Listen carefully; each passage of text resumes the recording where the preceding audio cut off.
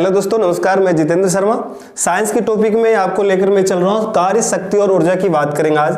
नई टॉपिक है। ये टॉपिक ऐसी टॉपिक है जो जितने भी कंपटीशन होते हैं सारे कंपटीशन में ये टॉपिक से पॉइंट टू पॉइंट क्वेश्चंस बनते हैं। फॉर एग्जांपल के तौर पे बात करें आपसे, एनटीपीसी हो गया, पटवार हो गया, राजस्थान पुलिस हो गया, दिल्ली पुलिस हो गया, ऐसे ढेर सारे ऐसे कंपटीशन एग्जाम है जहां से साइंस के टॉपिक, ये टॉपिक जो है इन टॉपिकों से क्वेश्चंस अटेम्प्ट होती है। तो चलो दोस्तों, आज मैं फर्स्ट ऑफ ऑल पॉइंट की बात करें, सबसे पहले बात करें कार्य की बात करें। कार्य क्या होता है? सिंपल सी भाषा में दैनिक जीवन के रोजमर्रा की जिंदगी में हम इसे काम कहते हैं। क्या कहते हैं दोस्तों? काम। आप इसे काम भी बोल सकते हो, एक प्रकार का काम। काम को अपनी स्टैंडर्ड भाषा में कार्य कहते हैं। इनको इंग्लिश में वर्क बोलते हैं। क्या कहते हैं दोस्तों? वर्क कहते हैं। अब ये कार्य क्या होता है? कार्य किसे कहते हैं? डेली लाइफ में भी अपन कुछ न कुछ काम करते रहते हैं। अभी फिलहाल मैं आपको पढ़ा रहा हूं तो ये भी एक प्रकार का काम है, ठीक है ना। तो कार्य, शक्ति और ऊर्जा ये हमारे लाइफ में भी है, साइंस में भी। साइंस लाइफ में जो भी घटना घटित होते हैं वो सारे के सारे साइंस में तब्दील हो जाता है, ठीक है ना दोस्तों। तो मैं कार्य की बात करूं, कार्य किसे कहते हैं? नॉर्मली जब कोई वस्तु दूरी तय कर ले, जैसे फोर्स लगाते हो, बल लगाते हो और उनके द्वारा कुछ दूरी तय होते तो उसको अपन काम कहते हैं। एक वो भी काम होता है। मैं यहाँ पे बोर्ड पे, व्हाइट बोर्ड पे मैं लिख रहा हूँ, ये भी एक काम है। कूली सामान लेकर, बोझ लेकर एक प्लेटफॉर्म से दूसरे प्लेटफॉर्म जाते वो भी काम होते हैं। वहां पे स्टेशन मास्टर हरी झंडी दिखाते हैं, वो भी एक प्रकार के काम है। इन सब कामों को अपन यहाँ पे डिस्कस करेंगे। उन्हीं के एक स्टैंडर्ड भाषा में अपन ने क्या नाम दे दिया? कार्य। कार्य मतलब वर्क। वर्क किसे कहते हैं? अब इनसे पेपर में जो क्वेश्चंस बनते हैं, सबसे पहले उनको परिभाषित करने का क्वेश्चंस आते हैं। नेक्स्ट उनके सूत्र बन जाते हैं, कौन सी राशि है और इनका मात्रक क्या होता है, ये छोटे छोटे पॉइंट्स इनमें से आते हैं। तो सबसे पहले डिस्कस हो, कार्य किसे कहते हैं? कार्य बराबर क्या होता है? सबसे पहले बल और विस्थापन। बल और विस्थापन के गुणनफल को कार्य कहते हैं।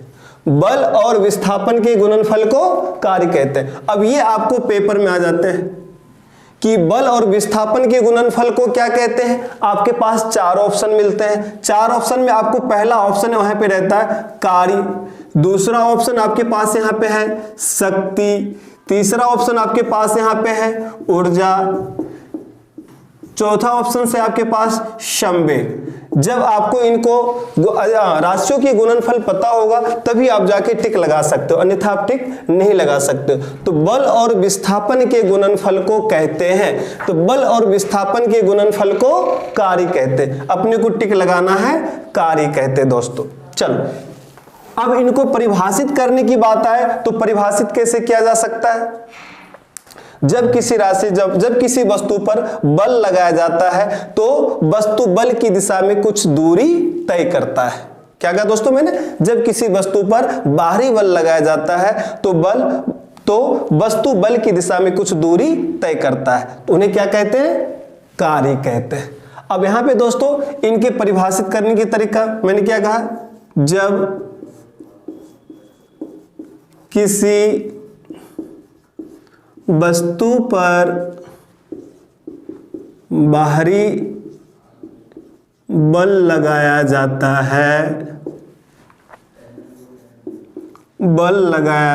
है, तब वस्तु बल की दिशा में कुछ दूरी तय करता है।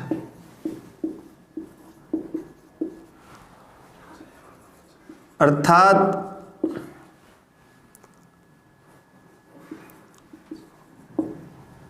बल की दिशा में,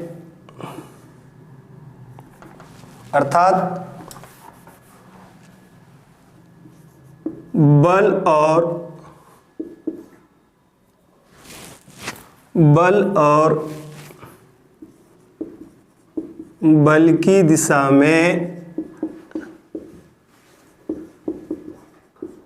वस्तु द्वारा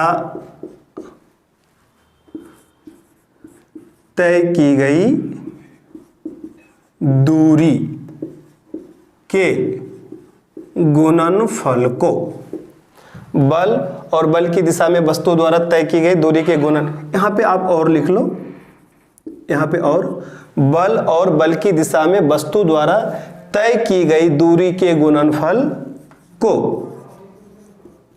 कार्य कहते हैं। क्या कहते हैं दोस्तों?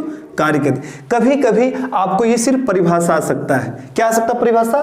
नंबर 1 परिभाषा, जब किसी वस्तु पर बाहरी बल लगाया जाता है तब वस्तु बल की दिशा में कुछ दूरी तय करता है, अर्थात बल और बल की दिशा में वस्तु द्वारा तय की गई दूरी के गुणनफल को कहते हैं। क्या कहते हैं दोस्तों? कार्य कहते हैं। तो आपको तो एक ऑप्शन ये आ जाते हैं, परिभाषा मिल गया और यहाँ पे कहते को कहते हैं डैश मिलेगा, तो क्या कहते हैं दोस्तों? तो कार्य कहते हैं। नंबर 1। नंबर दूसरे पर क्या आएगा? बल और विस्थापन के गुणनफल को क्या कहते हैं? तो बल और विस्थापन के गुणनफल को कार्य कहते हैं। 2 टॉपिक कंप्लीट हो गया आपके, 2 पॉइंट कंप्लीट हो गया आपका। चलो तीसरे पॉइंट आ जाते हैं कभी कभी पेपर में कि कार्य बराबर होता है। क्या होता है? कार्य बराबर होता है। अब इस तरह से डैश मिल जाएगी आपको कि कार्य बराबर होता है। क्या होता है दोस्तों? फिर यहां पे 4 ऑप्शन मिल जाएंगे आपको, 4 ऑप्शन मिलेंगे। क्या ऑप्शन मिलेंगे? पहला ऑप्शन मिल जाएगा आपको यहां पे बल गुने समय, समय गुने दूरी, बल गुने विस्थापन और संवेग गुने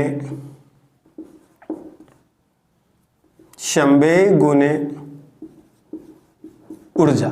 अब अपने किस पे टिक लगाना है दोस्तों? मैंने क्या कहा था आपसे कि जैसे कार्य के बारे में पूछ ले कि कार्य बराबर होता है, तो कार्य बराबर होता है क्या होता है? तो इसका मतलब हमें कहीं ना कहीं इसके 2 राशियों के गुणनफल के बारे में बात कर रहा है। तो मैं बताऊंगा बल इंटू विस्थापन। इन 4 ऑप्शन में देखेंगे कि कहां पे बल इंटू विस्थापन है, तो बल इंटू विस्थापन यहाँ पे इस पे टिक लग गया, ठीक है। और यदि यहाँ पे विस्थापन नहीं होगा तो दूसरी पॉइंट में क्या हो सकता है? दूरी जरूर होगा दोस्तों। यहां से सिर्फ एक कार्य से अपन 3 पॉइंट कंप्लीट कर लिए। किस तरह से क्वेश्चंस आते हैं? एनटीपीसी हो, भेल हो, या राजस्थान की किसी भी लेवल की पेपर हो, इंडिया की किसी भी कंपटीशन लेवल के पेपर हो, यदि उसमें साइंस है और साइंस के टॉपिक में कहीं ना कहीं सिलेबस में यदि इस पॉइंट से दे रखे थे, ये क्वेश्चंस उनके तहत ये बनता, और ये छोटे छोटे क्वेश्चंस अपने को पेपर में आते हैं। चलो दोस्तों, एक तो ये हो गया कि कार्य वर्क बल गुने विस्थापन। इसको अपन इंग्लिश में हम इस तरह से लिख सकते हैं, W बराबर बल को अपन F से डिनोट करते हैं इनटू विस्थापन। विस्थापन को अपन यहाँ D भी लिख सकते हैं या S भी लिख सकते हैं। D मतलब डिस्प्लेसमेंट होता है दोस्तों, तो यहाँ पे अपन डिस्प्लेसमेंट भी लिख सकते हैं, F इंटू D या F इंटू S, या आप इस तरह से भी लिख सकते हो, या F इंटू S। ओके, अब अपने से पूछा जाता है कि कार्य कौन सी राशि है? तो कार्य एक अदिश राशि है। कार्य एक अदिश राशि। आपसे कभी कभी पूछ लिया था कि कार्य है कौन सी राशि? अदिश, सदिश, अदिश सदिश दोनों, या इनमें से कोई नहीं, तो अपने को टिक लगाना है अदिश राशि है। ये भी क्वेश्चंस बन के आते हैं। नेक्स्ट क्वेश्चंस आते हैं कार्य का मात्रक। कार्य का मात्रक या इकाई होता है। कार्य का मात्रक या इकाई होता है। क्या होता है दोस्तों? मैं यहां से निकालूंगा, यहां पे है बल, यहां पे है विस्थापन। बल और विस्थापन, तो बल का मात्रक क्या होता है? न्यूटन। एसआई मात्रक की बात करते हैं तो मैं यहां पे एसआई भी लिख सकता हूं। किसमें पूछ रहा? कार्य का मात्रक, कार्य का एसआई मात्रक, कार्य का एसआई मात्रक या इकाई होता है। क्या होता है दोस्तों? Newton into metre. Newton metre. क्या होता है दोस्तों? न्यूटन मीटर, या यहां पे आपको लिखा सकता है न्यूटन मीटर। इस तरह से भी लिखा हुआ आ सकता पेपर में। नेक्स्ट पॉइंट बन जाते इसी में से आपके पास, पहला पॉइंट ये बन गया, दूसरा पॉइंट आपकी ये बन गई, तीसरा पॉइंट आपके पास ये है। 3 पॉइंट में से इनमें से आते, चौथे पॉइंट जो बनते हैं दोस्तों सबसे इंपॉर्टेंट पॉइंट माना जाता है। वो पॉइंट सा होता है कि कार्य का मात्रक, कार्य का मात्रक या इकाई CGS पद्धति में होता है। क्या होता है दोस्तों? कार्य का मात्रक इकाई या CGS पद्धति में होता है। क्या होता है? अब यहां पे ये भी आ सकता है, तो आपको यहां पे आ सकता है क्या? ग्राम सेंटीमीटर, ग्राम सेंटीमीटर भी आ सकता है। ये छोटे छोटे पॉइंट आते हैं जो अपने को पेपर में पूछे जाते हैं।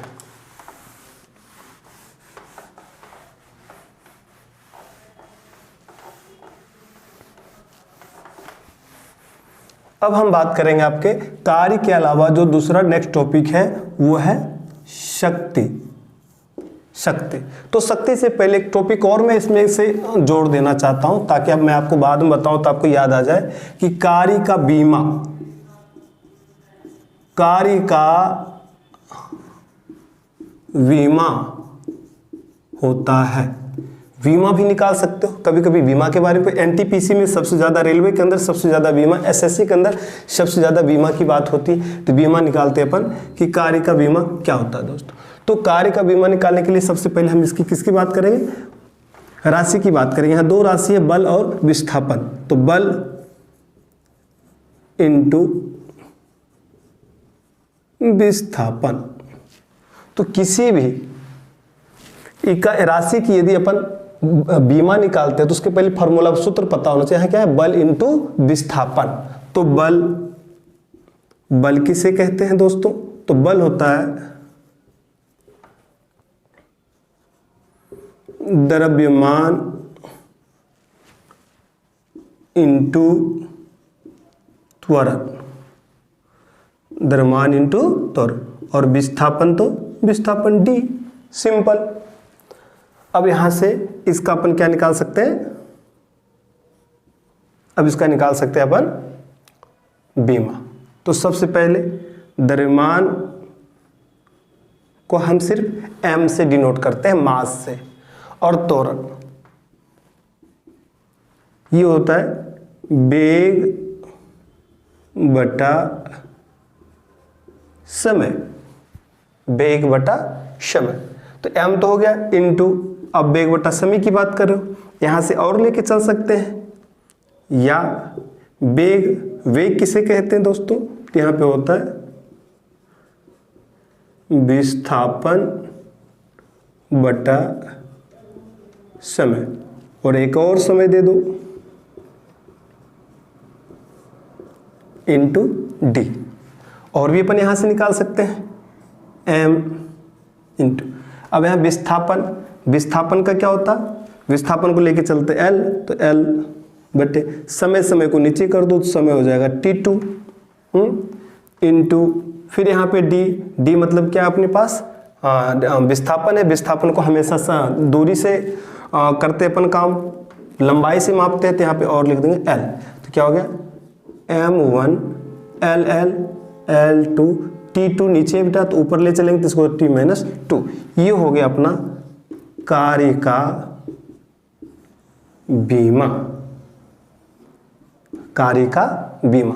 इस तरह से हम नेक्स्ट टॉपिक में भी डिस्कस करेंगे कि बीमा किस तरह से निकाले जाते हैं। मैं अभी आपको यहाँ पे छोटा सा पॉइंट करके बता दिया कि बल, बल बराबर द्रव्यमान गुने त्वरण। विस्थापन को D से अपन करते हैं, तो द्रव्यमान को हम M से डिनोट कर दे। त्वरण किसे कहते हैं? तो वेग में परिवर्तन की दर को त्वरण कहते हैं। तो वेग बटा समय लिख दिया। तो वेग, अब वेग का फॉर्मूला क्या होता है? विस्थापन बटे समय, नीचे समय, तो समय, समय नीचे आएगा विस्थापन। तो विस्थापन को मैंने L लिख दिया यहाँ पे, समय को नीचे ले आया तो समय इंटू समय, तो T²। और यहाँ D विस्थापन, विस्थापन को हमेशा किस में मापते हैं? लंबाई में मापते हैं, दूरी में मापते हैं उसको, इसीलिए मैंने यहाँ पे L लिख दिया। लेंथ, L और L को मल्टीप्लाई किया तो L2 हो गया। यहाँ पे T2 नीचे था, T2 को अपन ऊपर ले गए तो हो गया T-2। इस तरह से हमने कार्य का बीमा निकाल दिया दोस्तों। यदि ये टॉपिक आपको बीमा निकालने में थोड़ा सा प्रॉब्लम आ रहा है तो मैं नए टॉपिक पे जब हम डिस्कस करेंगे तो मैं एक एक टॉपिक पे बताऊंगा कि हम किस तरह से बीमा निकाल सकते हैं। यदि आपको यहाँ पे प्रॉब्लम आए तो मैं नेक्स्ट सेशन के अंदर, नेक्स्ट क्लास के अंदर मैं आपको और भी क्लियर कर दूंगा कि बीमा किस तरह से निकाले जाते हैं। चलिए दोस्तों, अब नेक्स्ट टॉपिक की बात करें, अपन शक्ति की बात करेंगे। शक्ति को अपन हिंदी में शक्ति कहते हैं और ऐसे इसको क्या बोलते हैं अपन, पावर। किसे कहते हैं शक्ति? शक्ति क्या होता है? तो कार्य करने की दर को शक्ति कहते हैं। कार्य करने की दर को शक्ति कहते हैं। कभी कभी आता है कार्य करने की दर को कहते हैं, शक्ति आपको नहीं मिलेगा, तब को ध्यान होना चाहिए किसे कहते हैं, तो कार्य करने की दर को शक्ति कहते हैं। सबसे पहले मैंने क्या लिख दिया, इसका परिभाषा। सबसे पहले मैंने इसकी परिभाषा, डिफिनेशन आपको मैंने बता दिया, परिभाषा की क्या होता है, तो परिभाषा बता दिया, कार्य करने की दर को शक्ति कहते हैं। कभी कभी क्वेश्चंस पूछ लेते हैं कि कार्य और समय के अनुपात को कहते हैं। कभी ये भी क्वेश्चंस बन जाते हैं कि कार्य और समय के अनुपात को कहते हैं। ये परिभाषा बना तो भी अपन बोलेंगे शक्ति, कि कार्य करने की दर को क्या कहते हैं, शक्ति कहते हैं। या परिभाषा कभी कभी उल्टे आ जाते हैं और आपसे सिर्फ पूछ लिया जाता कार्य और समय के अनुपात को कहते हैं, क्या कहते हैं, तो यहां पे भी लिखेंगे अपन शक्ति कहते हैं। क्या कहते हैं दोस्तों, शक्ति कहते हैं। यहां पे भी अपन शक्ति को डिनोट कर दिए, ये हो गए शक्ति। सबसे इंपॉर्टेंट है, और परिभाषा जिस तरह से मैंने बताया उसी तरह से एज इट इज हर लेवल के कंपटीशन लेवल में, यदि ये सिलेबस में टॉपिक है साइंस में, तो ये टॉपिक क्वेश्चंस इस तरह से बनते हैं और यह कहीं ना कहीं किसी न किसी तरह से क्वेश्चन इसी तरह से पूछे जाते हैं बेटा पेपरों में। तो मैंने आपको बता दिया कार्य और समय के अनुपात को शक्ति कहते हैं। दूसरा, कार्य और कार्य करने की दर को शक्ति कहते हैं। या इन दोनों में से यदि टॉपिक में नहीं आ पाता तो तीसरे टॉपिक भी एग्जाम में पुटअप हो जाते हैं। किस तरह से होते हैं दोस्तों, मैं ये बता देता हूं।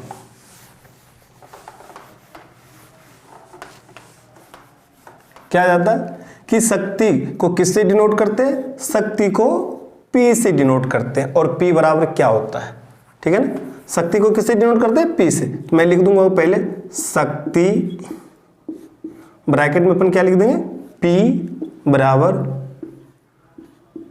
कृत कार्य यानी किया गया कार्य और समय।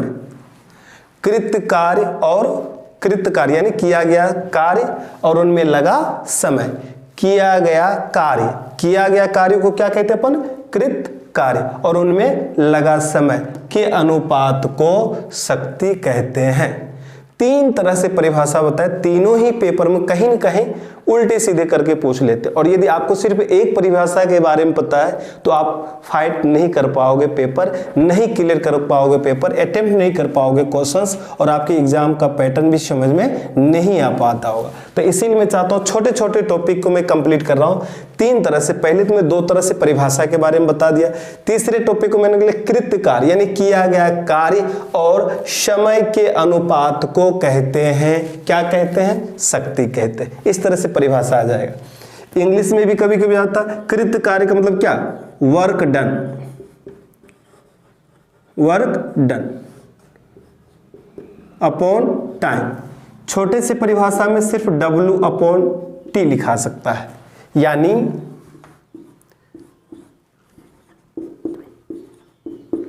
P बराबर W/T, सिंपल। W/T यानी P बराबर W/T यानी शक्ति बराबर होता है कृत कार्य बटा समय। या ये पूछ ले, इंग्लिश में पूछे तो आपको इस तरह से वर्क डन अपॉन टाइम, या शॉर्ट में पूछे तो W/T, किसी भी तरह से पूछ सकता है। अब आपसे ये भी पूछ सकता है शक्ति कौन सी राशि है, तो शक्ति भी एक अदिश राशि है। शक्ति एक अदिश राशि है। कौन सी राशि है? अदिश राशि है। शक्ति का मात्रक, अब शक्ति का मात्रक की बात करें तो शक्ति भी दो प्रकार के होते हैं, एक यांत्रिक शक्ति होती है और एक वैद्युतिक शक्ति होती है। यांत्रिक शक्ति को अपन किस तरह से हम परिभाषित कर सकते हैं, और वैद्युतिक शक्ति को यानी इलेक्ट्रिकल पावर को और मैकेनिकल पावर को, मैकेनिकल पावर और इलेक्ट्रिकल पावर, तो मैकेनिकल पावर को हम किस तरह से परिभाषित करें और इलेक्ट्रिकल पावर को हम किस तरह से परिभाषित करें। तो सबसे पहले मैं बता दूं यहाँ आपको कि जैसे शक्ति की इकाई पूछ ले तो शक्ति की इकाई हमको दो तरीके से बताने हैं। किस तरीके से? दो। एक तो व्यवहारिक तरीके आ जाता, प्रैक्टिकली जिसको कहते हैं व्यवहारिक। आपसे पूछा जाएगा कि शक्ति की व्यवहारिक इकाई क्या है, आपको शक्ति की व्यवहारिक इकाई बताना है, और शक्ति की एसआई इकाई क्या है या परम इकाई क्या है ये भी पूछ लेते हैं, तो ये भी बताना है। तो मैं दोनों ही बता देता हूं। सबसे पहले बताता हूं शक्ति की व्यवहारिक इकाई HP है। HP का मतलब हॉर्स पावर। क्या? हॉर्स पावर ये आता है। HP आएगा, आपको HP पे टिक लगा देना है। किस पे टिक लगाना दोस्तों? HP पे आपको टिक लगाना है।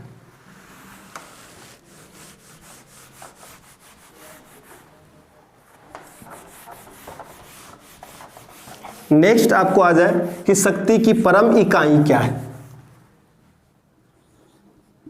शक्ति की परम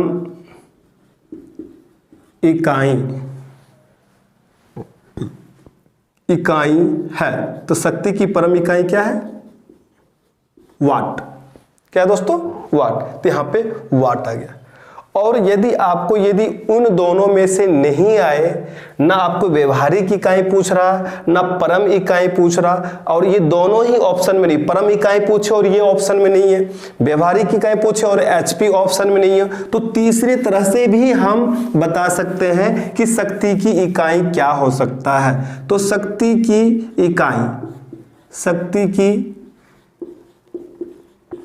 इकाई है, यहां से निकालो दोस्तों। इस फॉर्मूला से भी आ सकता है, फॉर्मूला के बारे में भी बता सकता है, फॉर्मूला से भी आ सकता है। क्या?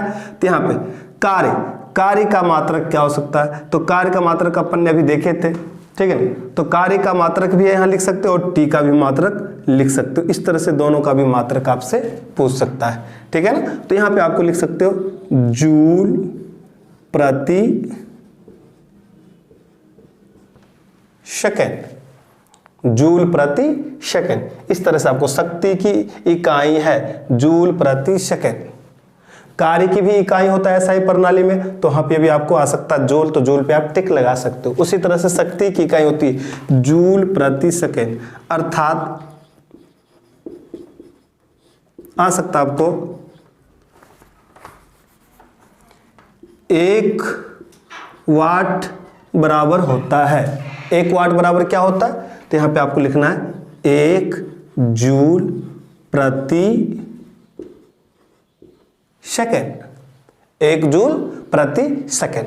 तो ये सबसे इंपॉर्टेंट है। रेलवे की बात करें, SSC की बात करिए, और भी कोई भी कंपटीशन लेवल की पेपर उन सब की बात करें तो जरूर है 1 वाट बराबर क्या होता है। तो 1 वाट बराबर 1 जूल प्रति सेकेंड, या ये इस प्रति का इस तरह से हम सिंबल भी लिख सकते हैं और बात भी कर सकते हैं। चलिए दोस्तों,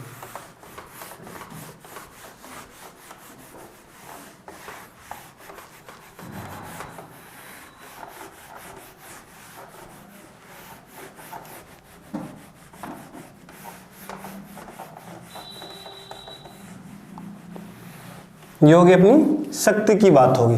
अब अपन किसकी बात करेंगे? अब अपन बात करेंगे ऊर्जा का। ऊर्जा को इंग्लिश में क्या कहते हैं? ऊर्जा को इंग्लिश में अपन कहते हैं एनर्जी, ठीक है ना। और ऊर्जा को हम किस तरह से परिभाषित करते हैं, तो अभी तक कुछ बुक में ऐसे भी है कि सिर्फ परिभाषित करने की बात होती है, लेकिन मैं आपको सूत्र भी बताऊंगा, फार्मूला भी बताऊंगा किस तरह से इसको अपन डिफाइन कर सकते हैं और भी दूसरे तरीके से। तो कार्य करने की क्षमता को ऊर्जा कहते हैं, या पेपर में कार्य करने की क्षमता को क्या कहते हैं। आपके पास 4 ऑप्शन मिल गया, 4 ऑप्शन में पहले फिर से बता देता हूं कि कार्य करने की क्षमता को क्या कहते हैं। फिर ऑप्शन में हो सकता पहले पे कार्य, दूसरे पे हो सकता शक्ति, तीसरे पे हो सकता ऊर्जा और चौथे पे हो सकता बल। अब अपने को किस पे टिक लगाना, तो कार्य करने की क्षमता को क्या कहते हैं, ऊर्जा कहते हैं, और कार्य करने की दर को शक्ति कहते थे। मैं पहले टॉपिक पे डिस्कस कर लिया था, यहां पे ऊर्जा की बात कर रहे हैं तो अपन ऊर्जा पे ही करेंगे। ऊर्जा किसे कहते हैं, तो कार्य करने की क्षमता को ऊर्जा कहते हैं। क्या कहते हैं, ऊर्जा कहते हैं। एक तो इस तरह से परिभाषित आ जाता है, दूसरा यदि आपको परिभाषित करने के लिए आएगा तो यहां लिखा होगा ऊर्जा बराबर क्या होता है, ऊर्जा बराबर क्या होता है। अब वहां पे अपने को क्या मिलेंगे, फॉर्मूला मिल जाएगा, सूत्र।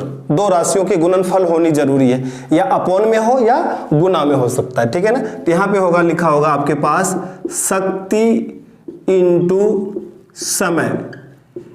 शक्ति और समय के गुणनफल को क्या कहते हैं, ऊर्जा कहते हैं। शक्ति और समय के गुणनफल को ऊर्जा कहते हैं। अब आपको परिभाषा ये हो सके तो इस टाइप से पेपर में अटेम्प्ट मिलेगी, या इस तरह से पेपर में क्वेश्चन पूछे जा सकते हैं, दोनों में से किसी भी पूछ सकते हैं। अब अपने से पूछ लिया जाएगा कि ऊर्जा में कौन सी राशि होती है, ऊर्जा कौन सी राशि है। ऊर्जा भी कार्य की तरह कौन सी राशि है, अदिश राशि है, अदिश राशि है। अदिश सदिश में हमेशा कंफ्यूजन रहते हैं। जब मैं टॉपिक अब नेक्स्ट क्लास में लूंगा तो मैं आपको क्लियर करूंगा अदिश और सदिश किस तरह से होते हैं और क्यों अपन मानते हैं कि अदिश और क्यों ये सदिश राशि है। अभी फिलहाल अपने को यहाँ पे ध्यान देना है कि ऊर्जा भी कार्य की तरह क्या है, अदिश राशि है, यानी क्या है, अदिश राशि। ये हमेशा कंफ्यूजन में रहता है, तो आपको बता दूं ये है अदिश राशि। अब आपसे पूछा जाता ऊर्जा का मात्रक क्या होता है, तो ऊर्जा का मात्रक भी जिस तरह से देखा आपने कार्य की मात्रक होती उसी तरह से ऊर्जा का भी मात्रक होता है। कार्य का मात्रक भी एसआई प्रणाली में, एमकेएस प्रणाली में अपन ने क्या बताया, न्यूटन मीटर, या न्यूटन मीटर नहीं होगा वहां पे तो क्या लिखा होगा, वहां पे लिखा होगा जूल। 1 जूल बराबर कितने न्यूटन मीटर, तो 1 जूल बराबर 1 न्यूटन मीटर। तो जिस तरह से कार्य का मात्रक होता उसी तरह से सेम ऊर्जा का भी मात्रक होता है। तो ऊर्जा का मात्रक एसआई या एमकेएस पद्धति में क्या लिखेंगे, जूल। क्या होता है, जूल होता है, ठीक है दोस्तों, जूल। अब यदि यहां पे यदि एज ए प्रैक्टिकल यहां देखा जाए इसके अनुसार से, तो इसके अनुसार से अपन नहीं निकालेंगे, अपन डायरेक्ट निकाल लेंगे। हमेशा ऑलवेज की बात करें, हमेशा किसी न किसी पेपर में सबसे ज्यादा यही पद्धति में पूछे जाते हैं। एसआई पद्धति में क्या होता है, एमकेएस पद्धति में क्या होती है, मैं पद्धति की भी डिस्कस करूंगा आपको। तो ये जूल की लिखे, ऊर्जा का मात्रक भी क्या होता है, जूल होता है। चलिए दोस्तों, अब हम नए टॉपिक की बात करते हैं। इसमें ऊर्जा कितने प्रकार के होते हैं, ऊर्जा कितने प्रकार के होते हैं। ऊर्जा की बात करें, ऊर्जा के प्रकार, टाइप्स ऑफ एनर्जी, ऊर्जा के प्रकार, टाइप्स ऑफ एनर्जी कितने प्रकार के होते हैं, तो ऊर्जा मुख्यतः 2 प्रकार के होते हैं। जो टॉपिक साइंस के, ऐसे ऊर्जा बहुत विभिन्न प्रकार के सोर्स हैं, स्रोत जिसको कहते हैं। कोयला से भी ऊर्जा प्राप्त होता है, सूर्य से भी ऊर्जा प्राप्त होता है, हवा से भी ऊर्जा प्राप्त होता है, पानी से भी ऊर्जा प्राप्त होता है। ये सारे ऊर्जा के सोर्स माने जाते हैं, एनर्जी सोर्स है।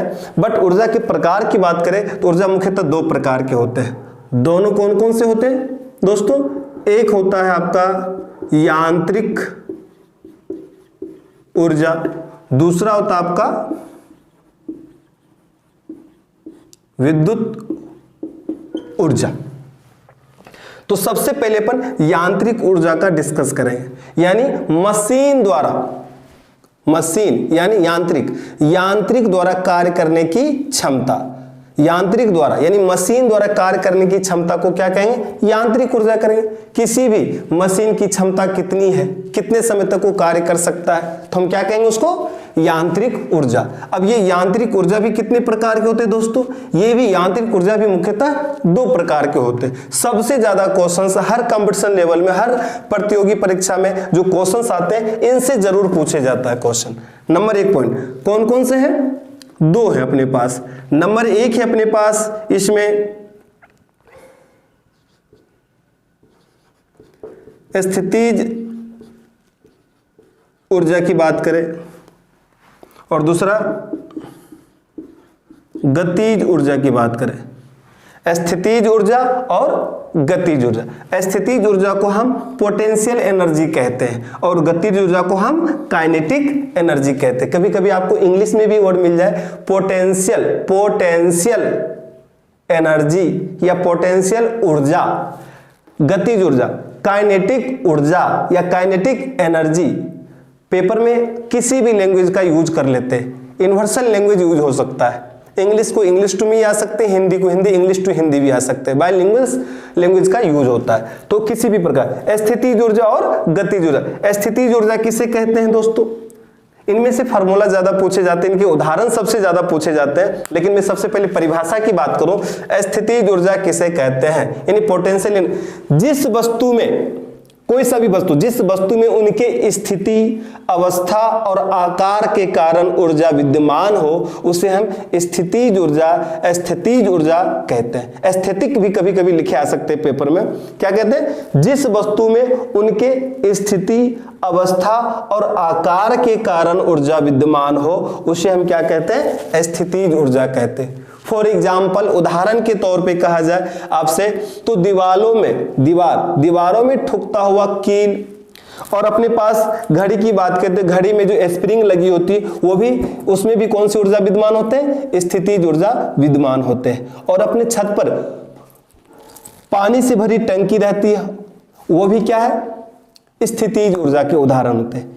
तीर कमान की बात करते, तीर धनुष की बात करते हैं, उनमें भी स्थितिज ऊर्जा की बात करते। तालाब कहीं भी खुदे हुए हो तो तालाब में भी जितना पानी स्टोर है, तो तालाब की बांध जो है बनी हुई रहती है, उसमें कितने पानी स्टोर रहते हैं डैम में, तो वो भी क्या होता है, स्थितिज ऊर्जा होता है, उसमें भी क्या कहते हैं, स्थितिज। तो आपसे क्वेश्चन पूछा जाता है कभी कभी कि कलाई घड़ी के स्प्रिंग में कौन सी ऊर्जा विद्यमान होते हैं, तो आपको बताना है स्थितिज ऊर्जा विद्यमान होते हैं। तालाब के बांध में कौन से ऊर्जा विद्यमान होते हैं, स्थितिज ऊर्जा विद्यमान होते हैं। तीर धनुष की बात करें तो आपको भी बताना, उसमें भी स्थितिज ऊर्जा विद्यमान होते हैं। ये सारे स्थितिज ऊर्जा के उदाहरण हैं। तो ये उदाहरण आपसे पूछ लिया जाता है, मैं आपको लिख भी दूंगा,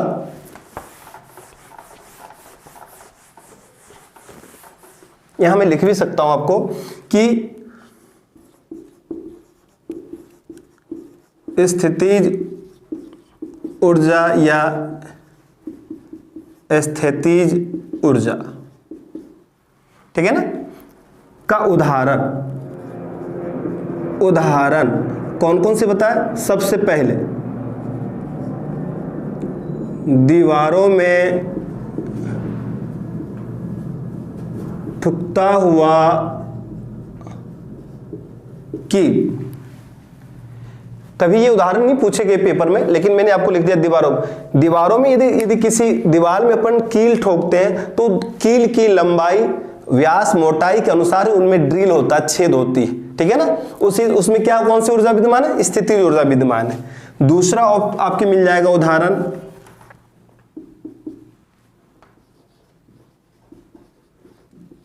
कलाई घड़ी में, कलाई घड़ी की स्प्रिंग में, कलाई घड़ी की स्प्रिंग में कौन सी ऊर्जा विद्यमान है, तो आपको बताना है स्थितिज ऊर्जा विद्यमान है। इस तरह से इनके उदाहरण पूछ लिए जाते हैं। उदाहरण के अलावा कभी कभी ये भी पूछ लिए जाते हैं कि स्थितिज ऊर्जा बराबर क्या होता है, ठीक है ना। तो यहां पे आ जाए आपको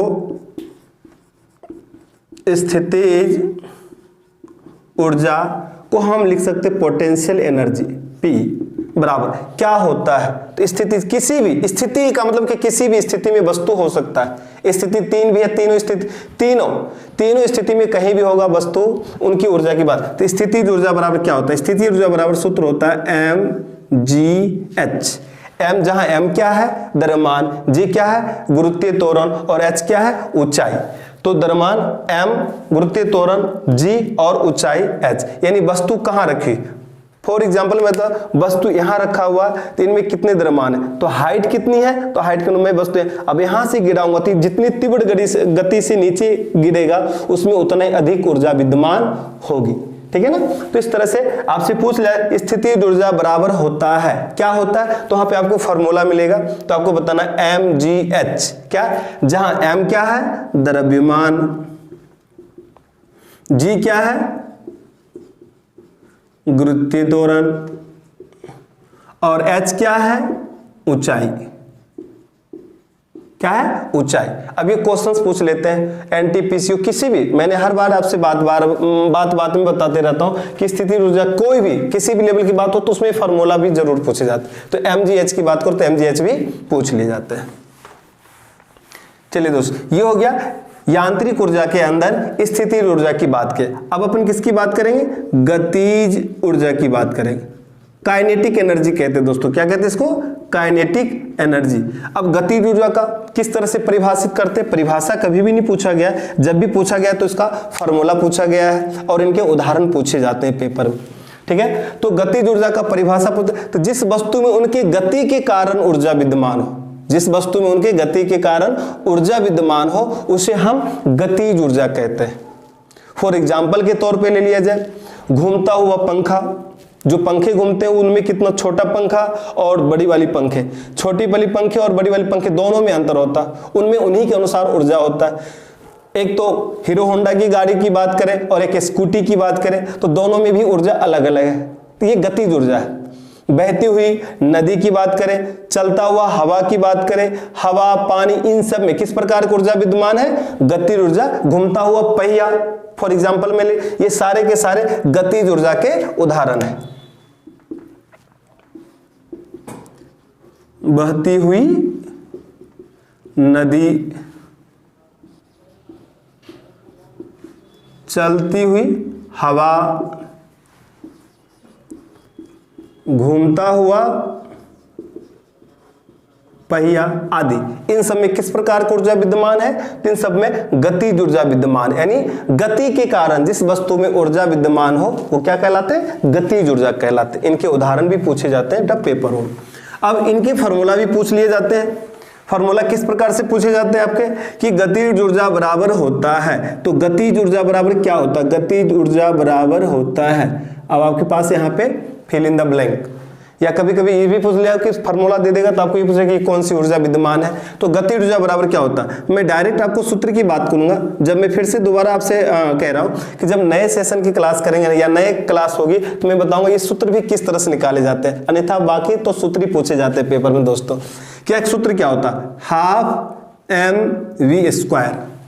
हाफ m क्या है द्रव्यमान और v क्या है वेग, हाफ mv²। हमेशा हर पेपर में यदि साइंस के टॉपिक में बार बार कहते आ रहा हो कि यदि पूछे जाएंगे क्वेश्चन तो ये टॉपिक में से ये फॉर्मूला भी पूछे जाते हैं, हाफ mv²। आपके ध्यान रखना, राइट डाउन भी कर लो आप नोटबुक में। ये हो गए दोस्तों अपनी यांत्रिक ऊर्जा की बात कर ली। अब अपन बात करेंगे विद्युत ऊर्जा की। किसकी बात करेंगे, विद्युत ऊर्जा की बात करेंगे। विद्युत ऊर्जा क्या होता है, तो विद्युत ऊर्जा के बारे में बात कर ले। विद्युत ऊर्जा नॉर्मली अपन देख लो जो अपने घरों में जो आप खपत करते हो, पंखा के रूप में, टीवी चलाने के रूप में, मशीन चलाने के रूप में, एलईडी हो गए, बल्ब हो गए, गाना म्यूजिक, इन सब में जितने में भी यूनिट खर्च होती है, इकाई जो खर्च होती है, जो बिजली बिल आते हैं वो सारे किस में आते हैं, अपने विद्युत ऊर्जा में ही आते हैं। तो ये विद्युत ऊर्जा की बात हो गई, ये हम नेक्स्ट क्लास में डिस्कस करेंगे। आज के लिए इतना ही है, नेक्स्ट क्लास के लिए तब तक।